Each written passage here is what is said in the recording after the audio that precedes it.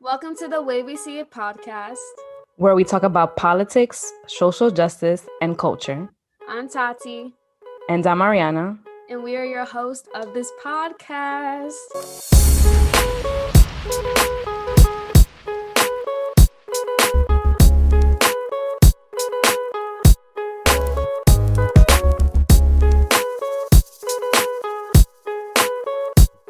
Welcome back, everybody. This is the Way We See It podcast. We're back with episode 49, week 9, and we're one episode away from episode 50.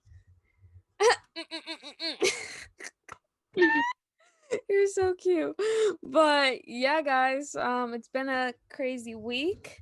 And not even really, it's been kind of chill. But Ariana was saying it's already November. Yeah. Tell Oh, them what you said before. yeah, I was saying, because we just re recorded this part, but I was saying that we have one more month left of the year. And I think this year just went by super fast. So No, for real. enjoy the rest of the year, guys. No, for real. Because while I was editing this document, I just got real deja vu, I'm not gonna lie. Because this time last year when we were filming episode 2, season 2, I was still here in my room. You were there, and obviously your room, but we were only virtual like the last 2 seasons. Yeah. I mean, if we were in person, that's when I was visiting, but like now I'm actually with you every week, so it's kind of weird to do Hmm. this again. Yeah. But yeah, before we get into this week's topic, make sure you follow our socials. If you want to find our socials, you could go on Google and type in The Way We See It podcast with a C. And instantly you'll find our socials, our Twitter and our Instagram will instantly pop up. You'll see the platforms that our podcast streams on. And what else? Even if you don't find it there, you can always click the link in our bios and our socials that can bring you to Spotify, Apple Podcasts, whatever, to listen to our podcast. I feel like I said podcast so many times. And if you're watching on YouTube, make sure you like, comment, share, and subscribe and hit that bell button. I love to see you do that. Make sure you click that bell button so you can stay tuned with our weekly episodes if you want to see us visually. So yeah, this week's topic that we are doing is what? Sex trafficking. It's definitely a tough topic to talk about because a lot of it involves young kids and teenagers, but it is a big problem that it's happening here in the US. Yeah. Um I put it in later on, but like why did you want to talk about sex trafficking personally? It's a scary to think that this actually happens so frequently here. Mhm. And the amount of times that I always go on social media and see somebody posting a missing person. Now we don't know why they're missing, Yeah. if it's due to sex trafficking or something else. Mhm. But the amount of times I see that, the amount of times I see it, young children or like teenagers is crazy. At least every week, there's somebody missing in the city. Yeah. It's scary to even think about because me too, actually, now that I think about it, like, I don't see like professional posts like on the news or anything saying like missing people, but it's like people I know or people just reposting like acquaintances, like saying that someone they know or knew is like missing. And like I generally don't even know what happens to them, like if they end up finding them or not. So who really knows?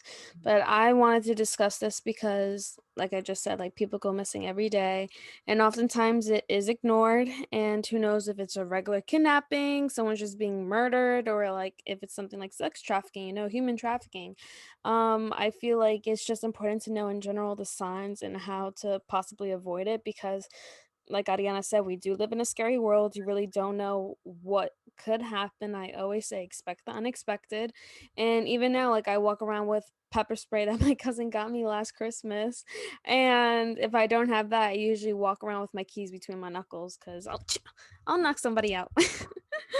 And yeah, and like you have to look over your shoulder, and I'm not saying that like I didn't want to say that girls have it worse than guys do, but even after looking at some of the cases and stuff of the human trafficking, I saw one of them. I don't know how accurate this is, just me saying it, trying to remember, but I think it's at like only 139, I believe, of the cases reported for possible sex trafficking were male, and then the rest, which was like in the thousands, were all female.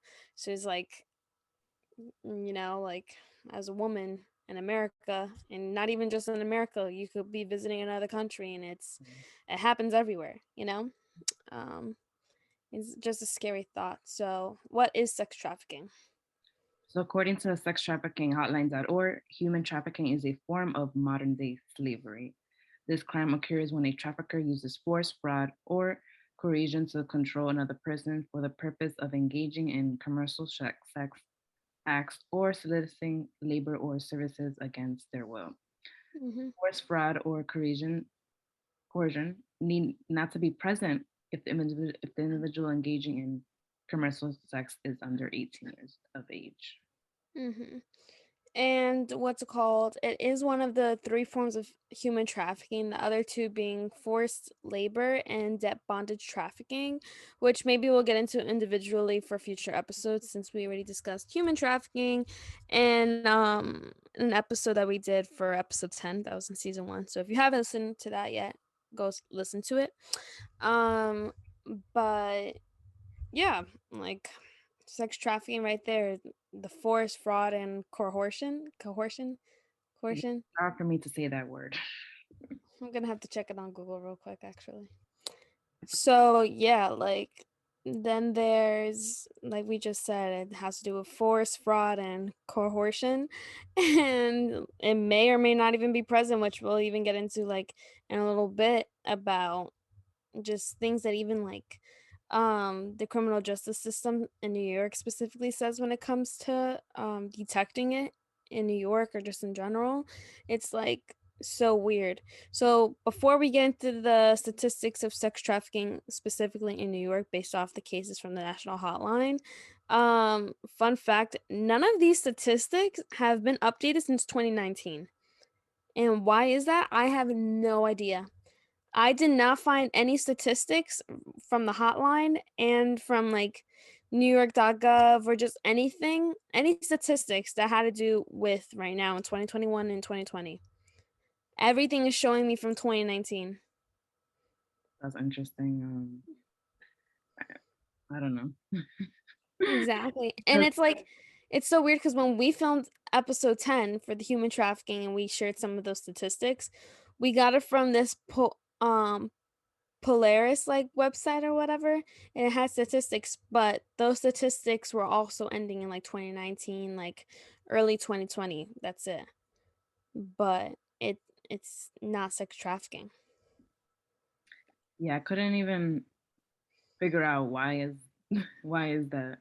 Yeah, I'm thinking like maybe just a lack of jobs, like not that many people there working to like even try and find them because even cops and firefighters and people just like in those departments also did get laid off during this time during the pandemic. So maybe that plays a factor in it, or maybe they're just not looking into these cases. Like, I don't know. So Yeah. it's kind of weird to me. Mhm. But the stats that I'm gonna say right now is the latest from 2019.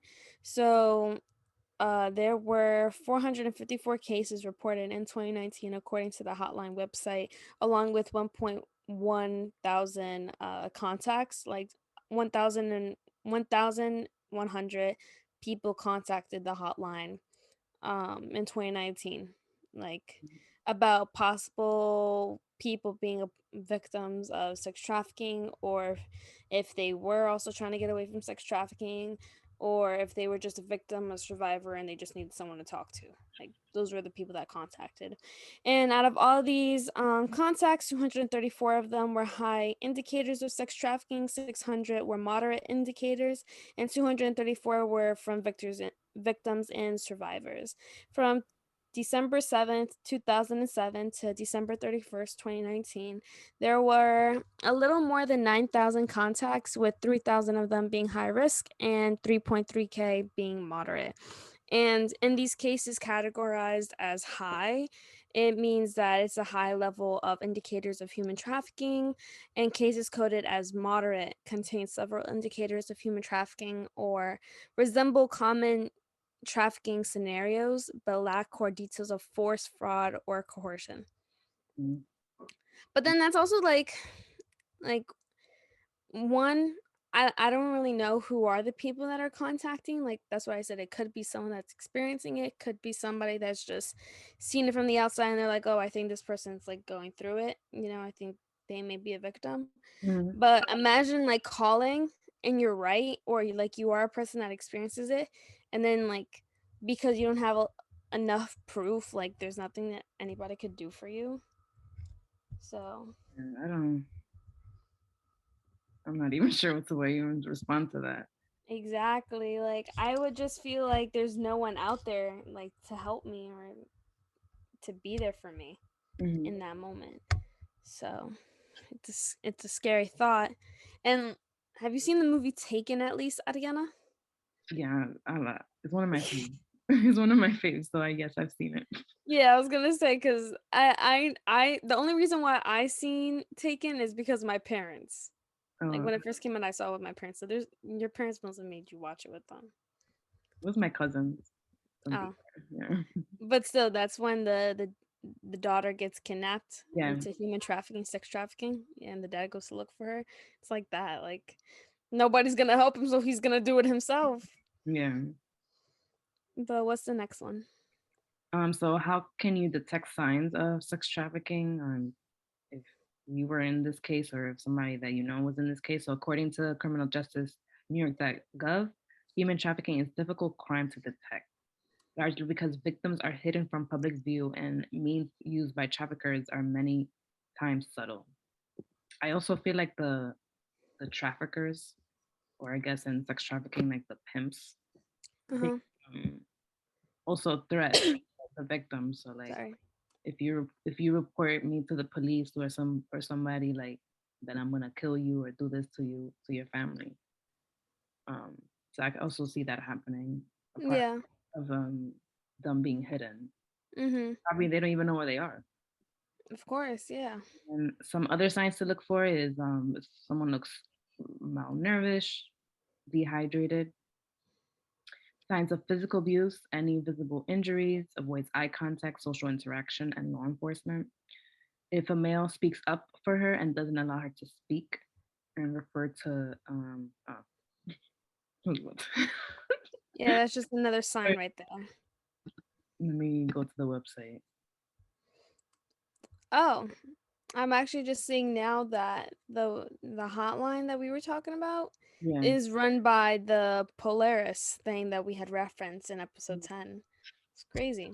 But we were actually on the actual Polaris website. And some other ways to recognize sex trafficking is And read the bullet points. if if someone wants to stop participating in commercial sex but feels scared or unable to leave the situation, like what I said earlier, if they're being threatened, disclose they were reluctant to engage in commercial sex, but that someone pressured them to it, Mm-hmm. live where they work or are transported by guards between home and workplace, are children who live with or are dependent on a family member with a substance use problem or who is abusive, because that family member probably makes the child Rules. do um, sexual things with other people so they can like get money for their drugs. And Yeah. have a pimp or a manager in the commercial sex industry, work in an industry where it may be common to be pressured into performing sex acts for money, such as a strip club, illicit cantina, which I've never heard of that, go-go Mm-hmm. bar, or illicit massage business. Message business. Yeah, Have a massage. controlling parent, guardian, romantic partner, or sponsor who will not allow them to speak with anyone alone or who monitors their movements, spending, or communications. It's crazy too, cause like I do see like me working in retail, and like I do pay attention to the shoes that women are grabbing, like what is for partying and what is for casual and what is for just a night out and ada. Yeah. And there has been times like with me working the shoe store I work at where I have like literally had women like getting shoes and they don't say nothing, like not a word, like I'm speaking to the woman and she's looking at me and the man literally responds for her.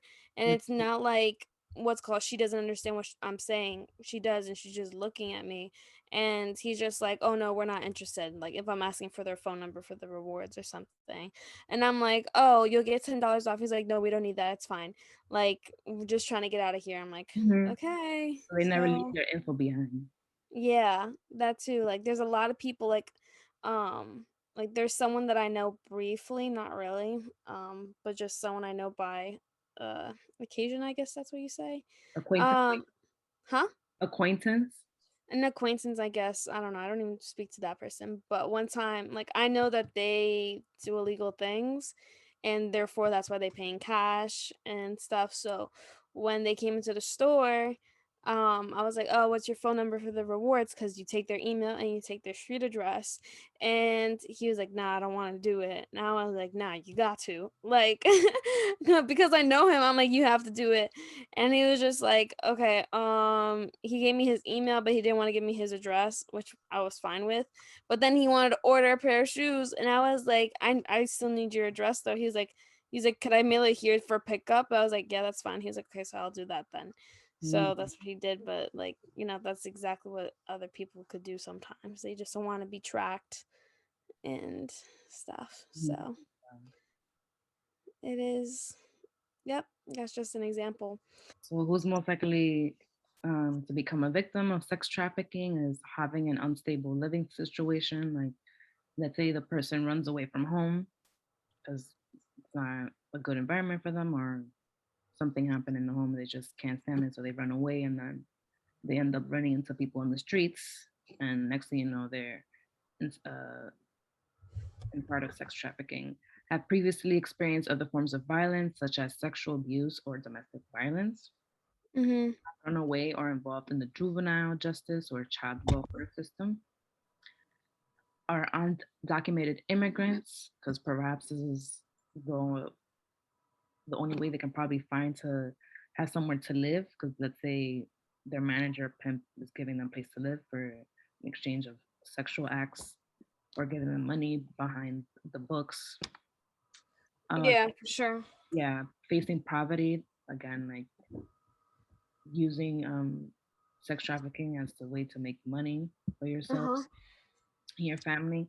Have a caregiver or family member who has a substance abuse issue, or if the person is addicted to drugs or alcohol, so they can afford their own substances. Yeah. Like just reading those kinds of things, it does give me like some trust issues because like I'll get into it now, like what to be aware of when it comes to being lured in by sex traffickers.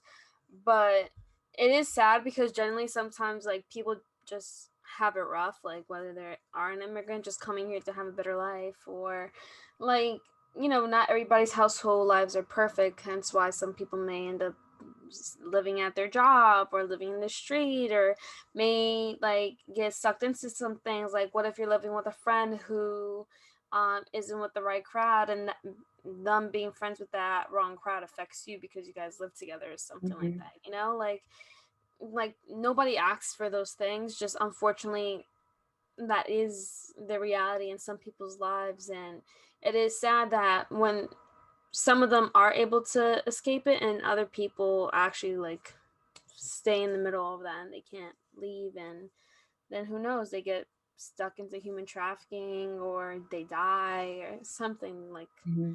it's just sad that that actually happens to a lot of people.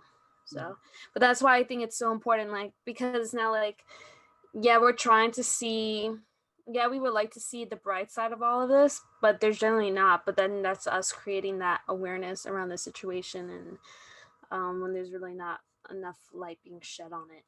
Mm-hmm. So I remember I think I said this in the episode in season one, but Okay. I remember watching this interview on the Breakfast Club. The Breakfast Club? Yeah, the Oh, Channel it's a show. 5. Yeah, and they had like this woman come in for the interview, and she was a victim of sex trafficking herself. Mm. She was also like a manager or a pimp, or like she would work for her pimp. Basically, like Okay. she would go out to the streets and like look for people to be part of the trafficking, basically. Hmm. And she would say that when she had to go out to like recruit people, that's like what she said. She would choose like vulnerable people, like people who were at church praying like during the holidays, like you see them praying extra time after mass ends, or college students, because we all know college students are broke. So Hmm. like, she specifically went to places where she knew she was going to find young vulnerable people that are easily to like lure in.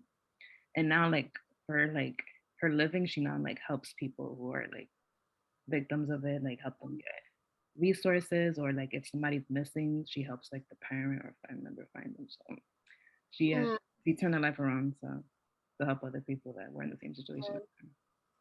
Yeah, because that's what I'm saying. Like, I'll get into it maybe after I say these points, but I like me being in Queens with like the Russian mafia. Like, I promise you, the Russian mafia is so real. Like the encounters I've had when it comes to like kidnapping and who knows what could have happened to me when I was a kid is like insane. Like there has been more than 5 times where I've almost been taken just in Queens, and that was either with my cousins or even by myself because I used to do the commute to school in the morning, at night, all by myself. Even at night when it was really dark and I would hop off the bus, just walking down the block and then walking through the part of my grandma's apartment complex to get into her building.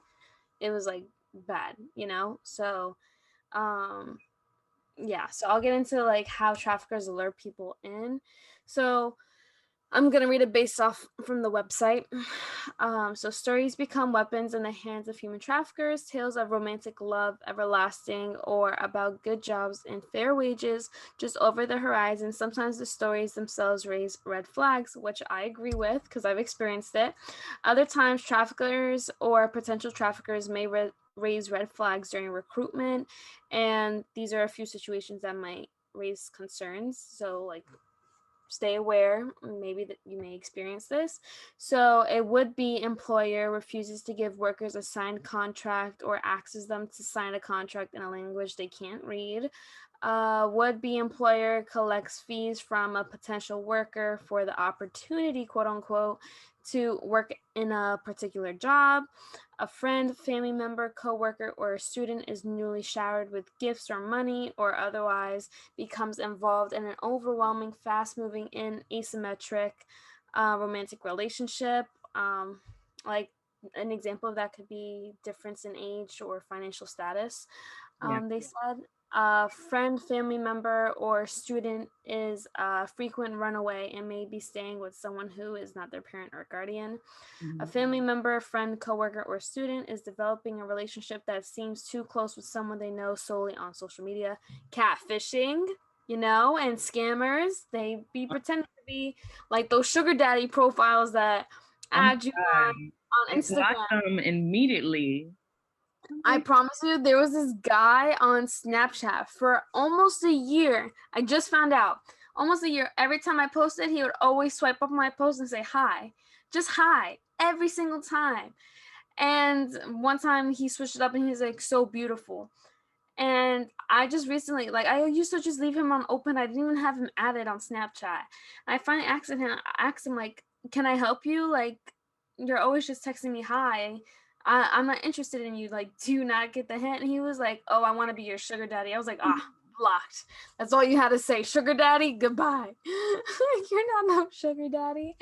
And then, so yeah, continuing, a family member, friend, or student lives with a parent or guardian and shows signs of abuse, like we said already. A family member, friend, or coworker is offered a job opportunity that seems too good to be true.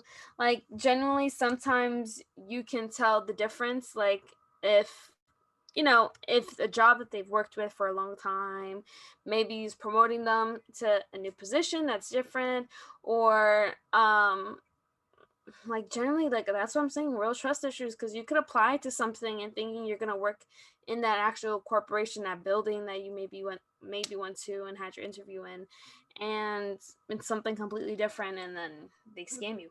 Like I remember one time when I was in high school, I saw something about like interviews, getting emailed for interviews, but don't like listen to it because it's associated with sex trafficking or human trafficking. And I remember getting that email too at one point. And I was like, I didn't even open it. I just deleted it. Yeah, it's important to do your research when you're like looking for jobs online and see if other people wrote reviews about the company. But sometimes these companies they smart and they pay people to do reviews or they find the way to write the reviews and stuff. But Exactly. try to be, I always try to find things that have a mixture of both being recent and like from some time prior, because even like with Instagram accounts, somebody that just follows me and all their posts are just made within a week, it's a scammer, it's a fake account, like Mhm. everybody knows that. Yeah. And continuing the last one, a family member, friend, or coworker is recruited for an opportunity that requires them to move far away, but the recruiter or prospective employer avoids answering their questions or is reluctant to provide detailed information about the job. That right there is a big red flag. Where am I going to stay when I go to Paris? You'll find out when you get there. No, I'm dropping everything here in New York to go to Paris. You're not going to tell me where I'm going to stay? Yeah. Yeah, it's cool because I'm going there, but then it's like you need to be safe. Like you need to be aware. This is where you guys need to actually use your noggin. Actually, because you can't fall for that kind of stuff. Um, was I gonna say this one? The states. Up Oh top. no, I was gonna say this one on top. Oh, And just another thing in general, there's no specific kind of person to be a trafficker, so that is something to keep in mind. There is like nobody of a particular race, nationality, gender, or sexual orientation that could be a sex trafficker, because they come in all shapes and sizes. It could be your family member, it could be a romantic partner, it could be acquaintances, it could be strangers, it could be literally anybody. Um, like literally that you have a split moment interaction with maybe. So I hate those people. They try to use their religion to try to lure you in. We spoke about this in the we did, yeah, I remember. We definitely spoke about this. We're at the mall upstate, but it happens everywhere. You see it all the yeah. time.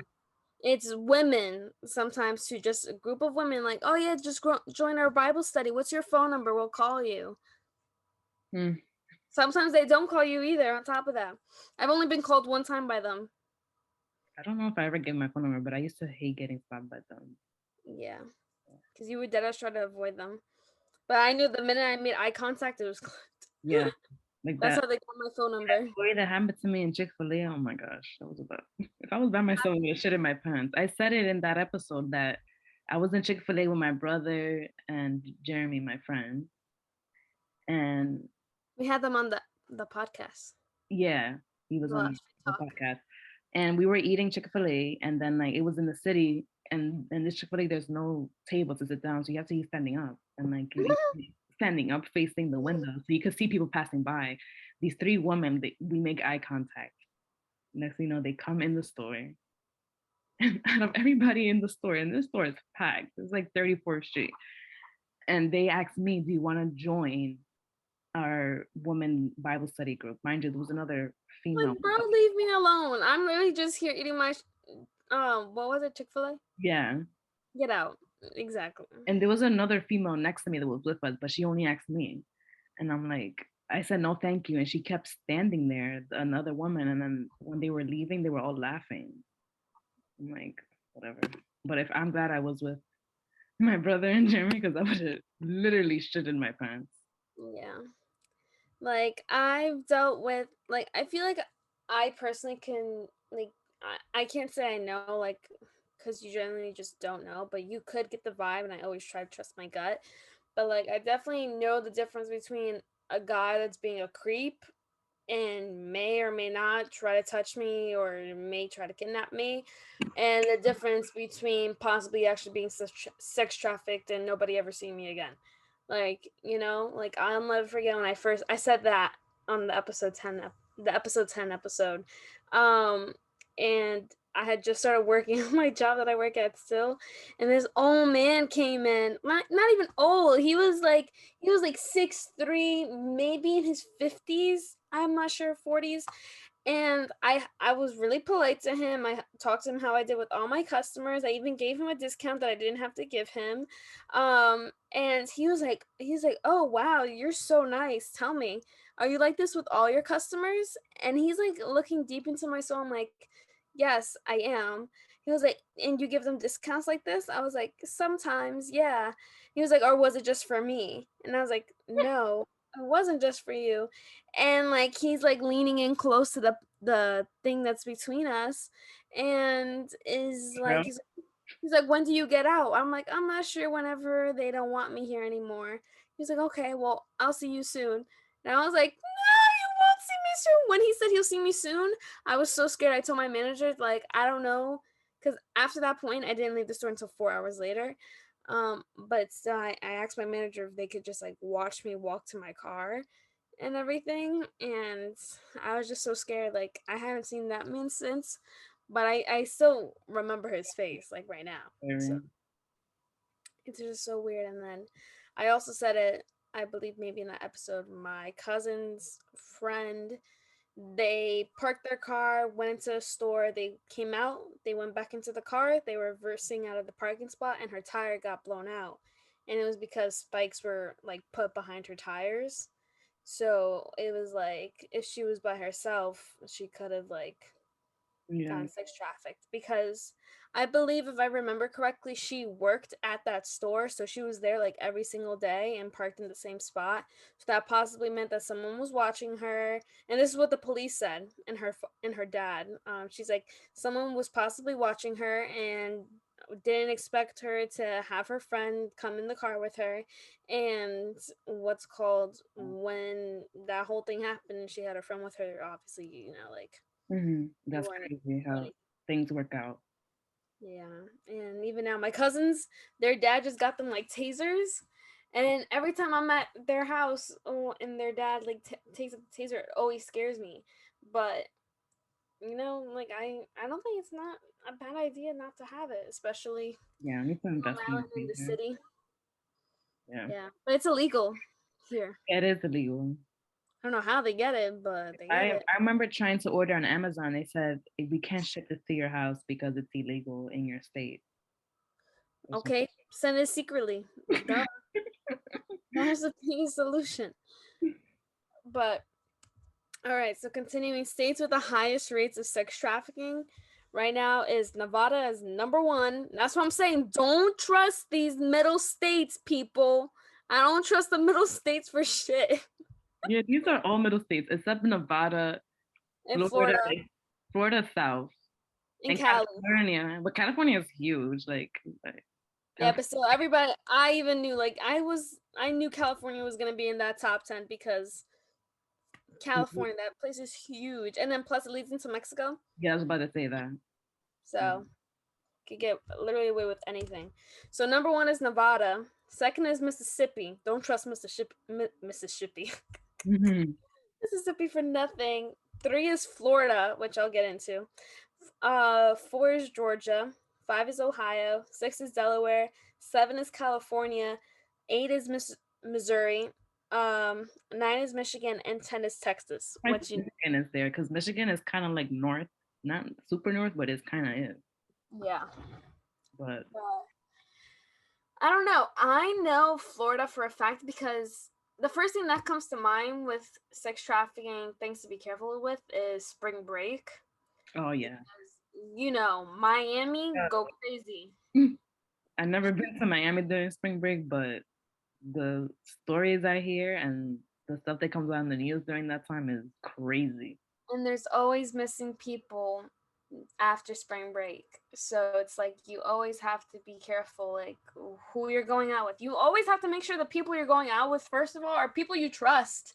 You know, like, because there's dead ass fake friends out here that will literally leave you with a stranger. Mm-hmm. Like, so you really have to be careful.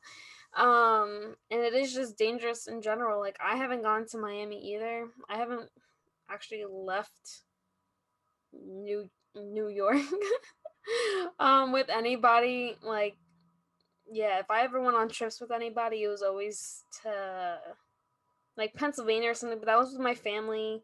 And my aunt actually told me the other day when we went to Donny Park for one little weekend with all of us, the whole family. My mom had another hotel room, and she had went there briefly with my brother and my other little cousin, and she said that like somebody was knocking on the door saying that it was room service or something, like, or it was room service or the police, something that they needed to talk to her and she needed to come outside. Mm. But when she called my aunt, she was like, Diana, there's people like here like trying to like tell me that I did something wrong, like I didn't do anything. And my aunt was like, don't answer the door, like those are kidnappers, like they're trying to kidnap you, like don't open the door for the life of you. And what's called, my mom didn't, but like still she said that the people were knocking on the door. And she even heard that the people, after they left her door, that they went to the next door over. And it was like, and then my aunt, I don't know if she ended up going over there because my aunt is a cop, so she was probably like, shoot it, I'm an officer. um or like they call security, I don't even know. I was like 12 years old at the time. I was only focused on having fun with my cousins, so Mm. I really just found out that story right now. Mm. But it's still something you really have to pay attention to. So what it says is states with the highest human trafficking numbers, which is what we just said, the top 10.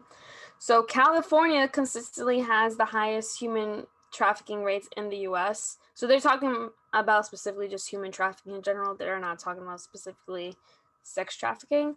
With 1,500 cases reported in 2019. You see, 2019 only. This is like not updated. And 1.1K of these cases were sex trafficking cases. 158 were labor trafficking, and 69 were both sex and labor. The remaining cases were not specified. Most of the sex trafficking cases reported in California were illicit massage and spa businesses, you see, and hotel or motel based. My mother, you see. And it's so crazy because the first time I went to the spa was I this time. remember you told me. Yeah, and when they told me to strip and like get butt booty naked, keep my underwear on, I was like, what if people just ripped open that curtain and just yanked me out? Yeah. You never know. It's so scary. And I was off by 10 people with the statistic I said earlier about the men. I said 139. It's 149. So it said of the cases reported, 1,290 were female, 149 were male, and 10 were gender minorities. This is followed by Texas with 1,080 cases, Florida with 896 cases, and New York with 454 cases. These four states with the highest human trafficking rates have the highest populations in the US, which can explain why their numbers of cases are significantly higher than other states and very high immigrant populations. This, combined with certain industries such as agriculture, creates prime environments for forced labor. That's what they said to finalize it, which is just, you know, um,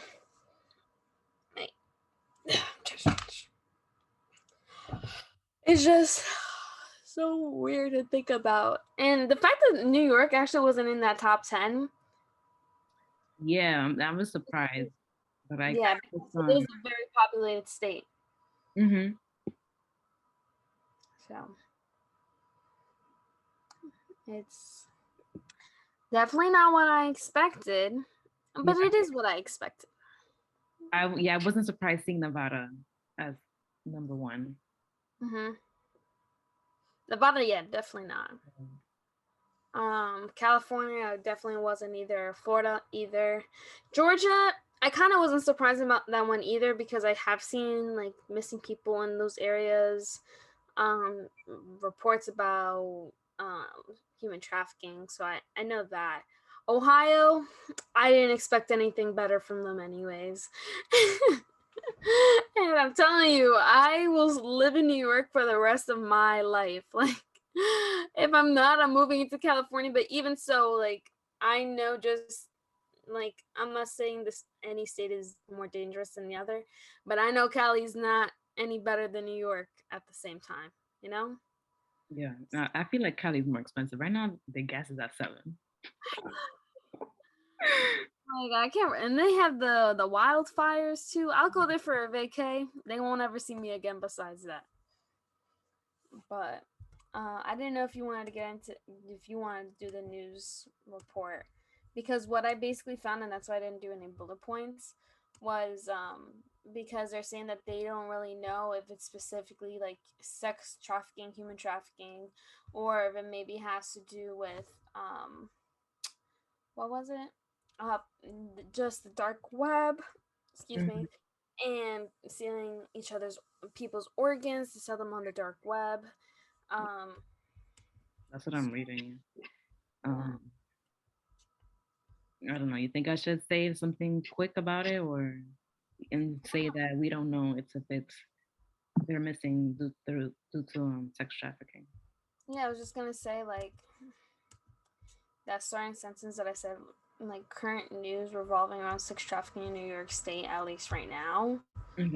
It's ada ada ada, Hmm. and then your initial view when you first saw it on Instagram, what the article says, and it's just this an example right here. Because then also at the end of the day, what is being done to Yeah. like find these people? Hmm.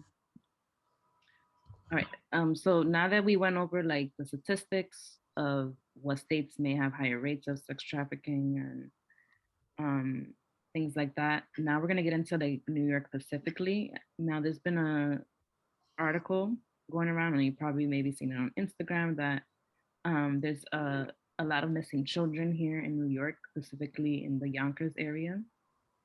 Now, the article states that we don't know why these children are missing. We don't know if it's due to sex trafficking, but some people think it might be or something else.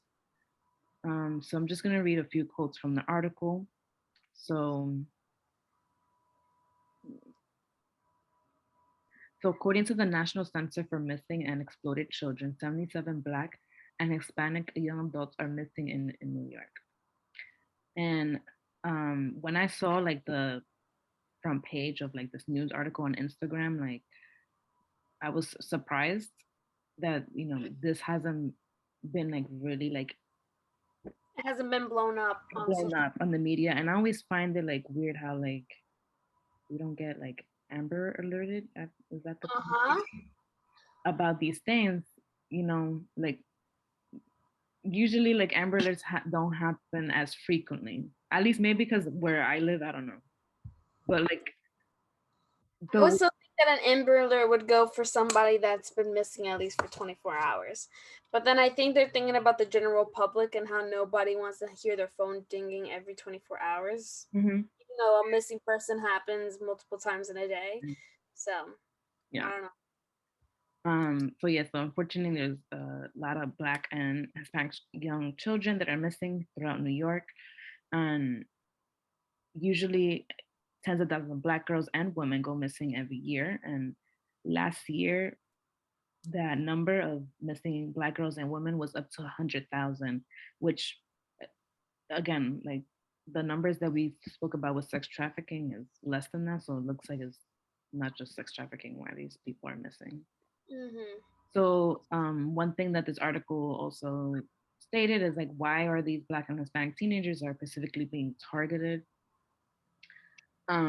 Before I say what the article says, I think that they're just more easily to be targeted since like we're the minorities here, we're more vulnerable. Like if you reread the list we had of who's most likely to be a victim, The immigrants.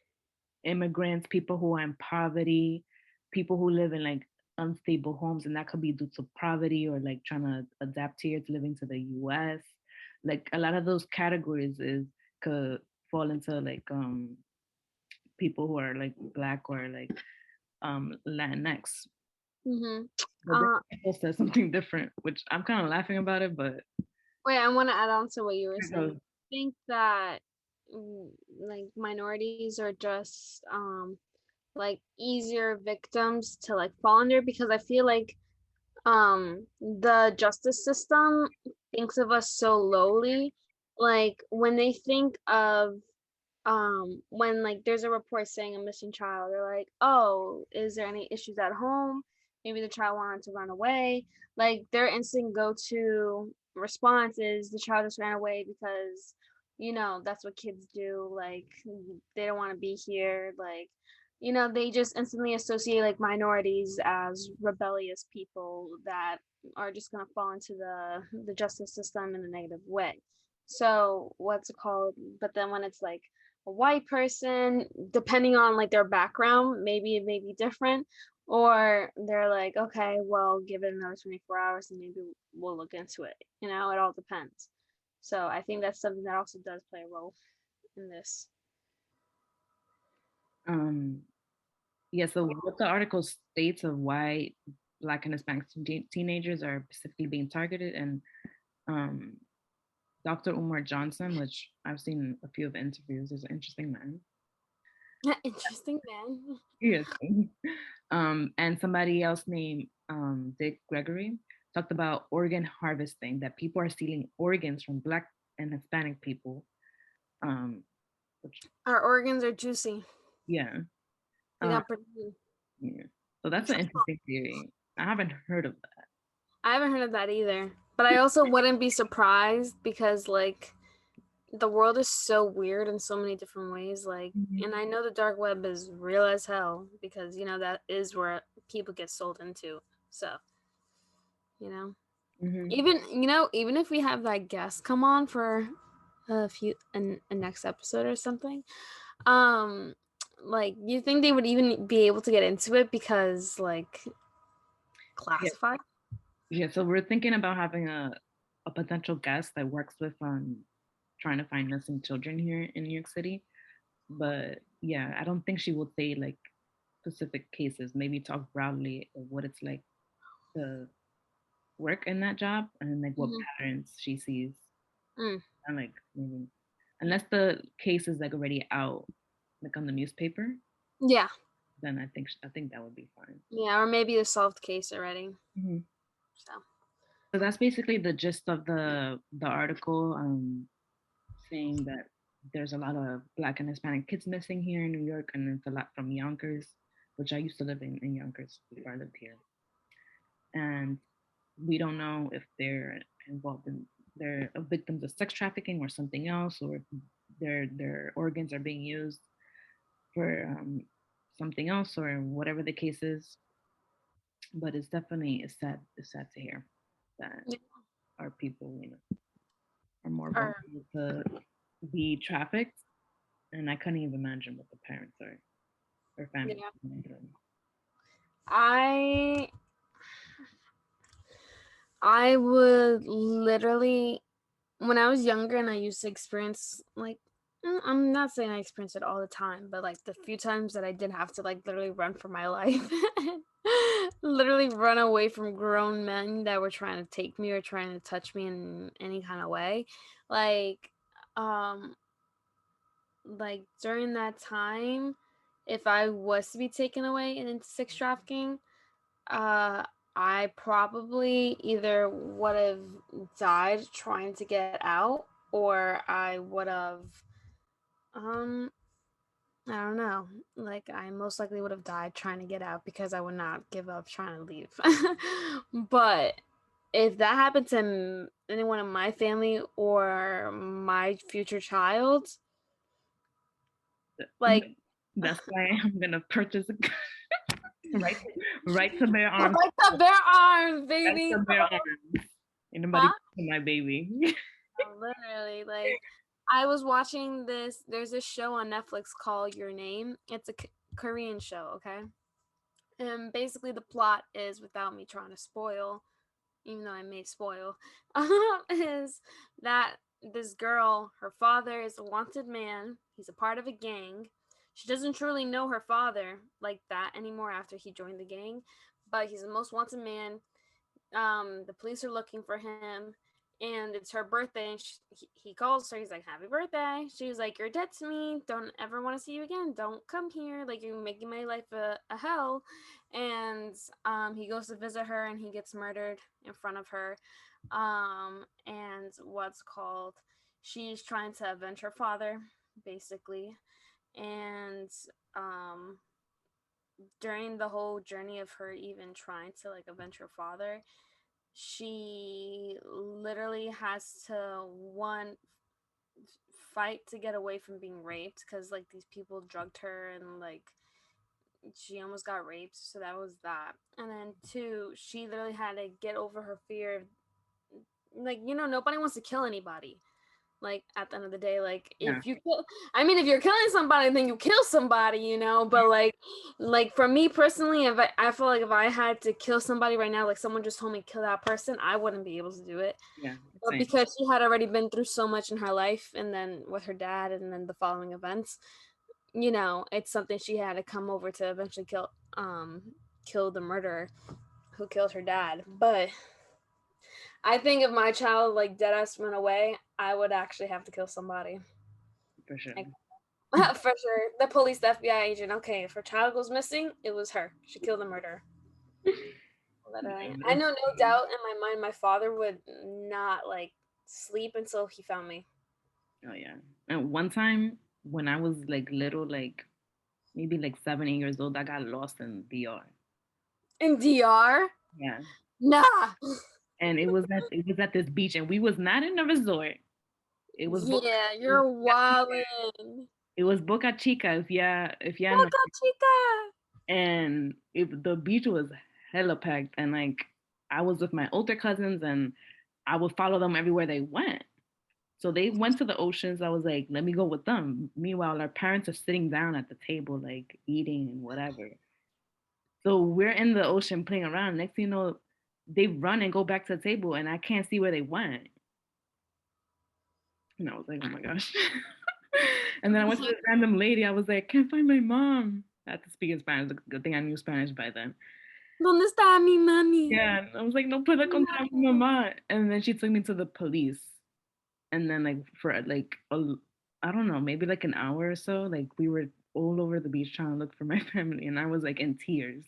Oh my god. Eventually, like we found each other. Like my brother was like 3. He was like, "Isn't that Ariana?" And then, but my mom was in tears. My mom said like her heart sank to the ground. She was thinking the worst of the worst. And my dad said that's the last time we went to that beach. And has it? Yes. Yeah. Even though they have a nice ice cream spot across the street, but She remembers it. That's how memorable it was. yeah, I remember. Yeah, Oh and I my was like wearing a bathing god. suit too. So even though I You was, just reminded me of like a childhood event that I remember going through, but it actually like has to do with kidnapping. And I remember being 7, and at this time my mom was divorced from my dad. My stepdad wasn't in my life yet, my brother didn't exist, so it was just me and my mom in our studio apartment in Queens, right? And we weren't like across the street from my grandparents or nothing. They lived like 10 minutes away by car. So my mom is in the car, like getting stuff out the car to bring into the house. And so the car's here parked in the street. Our apartment's like right here. And in this little in between, it's like just an open area that you're gonna walk into to eventually get into the little apartment complex. And there was a tree there that I used to always try to climb while I waited for my mom. And so while she's doing that, a lady walking down the street, she sees me, and she comes up to me, like she literally passes my mom, comes up to me where I'm at the tree, and she was like, hi sweetie. She's like, what are you doing? I was like, climbing a tree. Like, I generally don't remember the interaction. I just remember her trying to tell me, like, I'm trying to tell her that my mother is right here. And she's like, no, come with me, I'll help you. And she's literally trying to grab me to take me away. oh my and goodness. and I'm like, I'm like, no, no, no. And then she was like, okay, come on, come on. Like I won't touch you. And she continues to walk, and as she walks down the stairs and past my mom, she like realizes that I'm not behind her, and she's like still trying to tell me to come. And I'm like, no. And I pointed at my mom right there that she passed like twice already. I'm like, that's my mother. And I'm there on top of the tree, like, because I climbed up in the process of it all. I'm like, that's my mom. And she looked at my mom. She's like, oh, okay. And she just left. Oh But my, it's like this lady like genuinely was trying to grab my arm and like take me, and I was clinging onto that tree for my dear life. I was like, and she obviously didn't get me. My mom didn't even notice. Like what if I was dumb enough to go with the lady? yeah. My Hmm. mom, And my how, mom, you remember how old you were? huh? You remember how old you were? Yeah, I was like 6, 7 years old. Oh, so, 6, 5 maybe, because when I was 7, I had my stepdad already in my life. So, um, oh, you yeah, were, I was like 6, 5. you Yeah. knew you knew right from wrong by then. Yeah, but then that's what I'm saying. Like that was like the first case that I experienced it like individually. And then following is when I was older. I was with my cousins, but I was so oblivious when I was older for some reason because I remember I was at the park with my cousins and literally just got there. Next thing I know, my older cousin Alexa, she's 2 years older than me. She's like, "Come on, guys, we need to go." So if I'm 12, she's 14, and she's like, "Come on, guys, we need to go." And her sisters instantly follow her, like no questions asked. And I'm like, "But why? We just got here." And I'm mad loud. That's the Dominican in me coming out. But we just got here.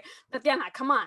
I'm like, okay. I'm like, guys, where are we going? Just shh, come on. And the girls are telling me to shut up. Like they're trusting their sister, just doing as she says. And I'm like, but why are we walking in this direction? Like the house is the other way. I wanted And to slap you so bad. in this process, there was a guy who walked into the park and was just watching me and my cousins.